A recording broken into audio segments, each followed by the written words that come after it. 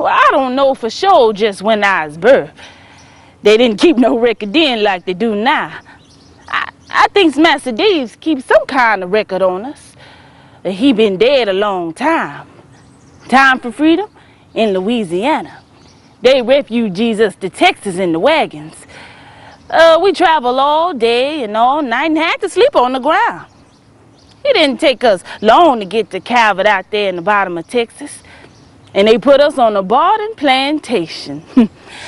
We was out there digging potatoes in the fields, and the Yankees pull up in 2 big wagons. And they tells us to come off the fields and freeze us. There wasn't no celebration about it. And Master say us can stay there till us decide what to do. Well, then something funny happened there. The slaves all drink out of that well. They drink in the morning and have awful cramps by dinner time. And in the evening, they's dead. Dies like flies. So fast they couldn't even make coffins for them.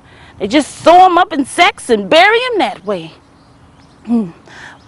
Well, some of the slaves say they think Master put some poison in that well. Well, I don't know what happened, but it sure looked funny. Freed once before. Really free June 19th. Oh, swing, swing, swing. Oh, swing, little Coralie.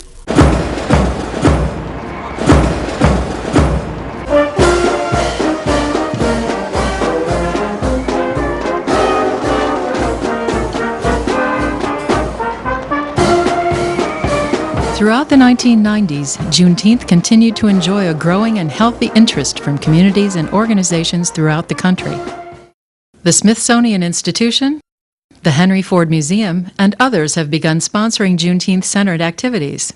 I think it's actually growing in terms of a celebration to look more fundamentally at the African American experience and perhaps uncover aspects of it that we have not fully understood. It's just good for whites and blacks and browns to understand each other. Then they find out, oh, they're not as bad as I thought they were, if that's what they were thinking.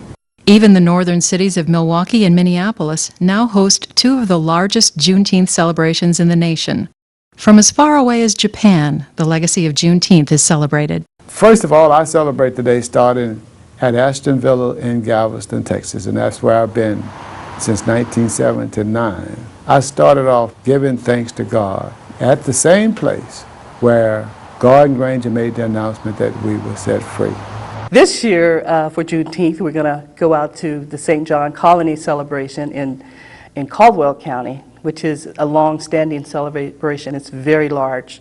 And there's free barbecue, there's baseball games, and a lot of good food. So it's a day off for a lot of people. So there are parades, there are picnics, and then there are programs where people can stop and talk about it and enter into a dialogue. It's a religious day. It's a day that in the morning when I get up, I thank God, just like anybody else would, that I'm free. I would say that there's an increased appreciation for the celebration, and so if anything, it's gotten larger. Hallelujah, this done. I believe on this son. The Juneteenth experience offers important lessons for all Americans. The whole black struggle to gain equality is important, not only for blacks to know, but for all peoples to know. So for me, it ends in a hopefulness that society has made progress.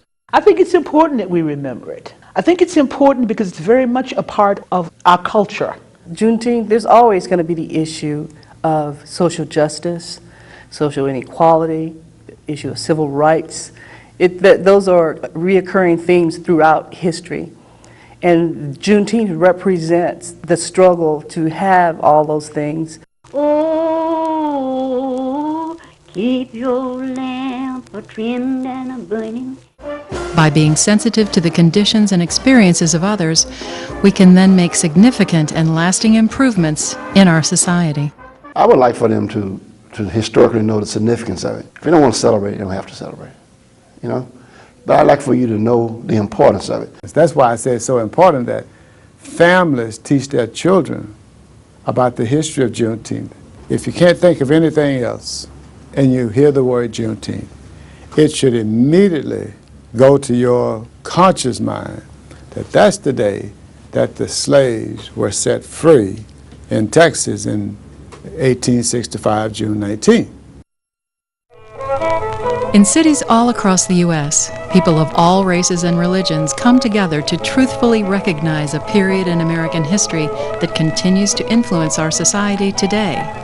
Whether it is called Juneteenth or the 19th of June, it is a significant day for all of us to celebrate our precious freedom.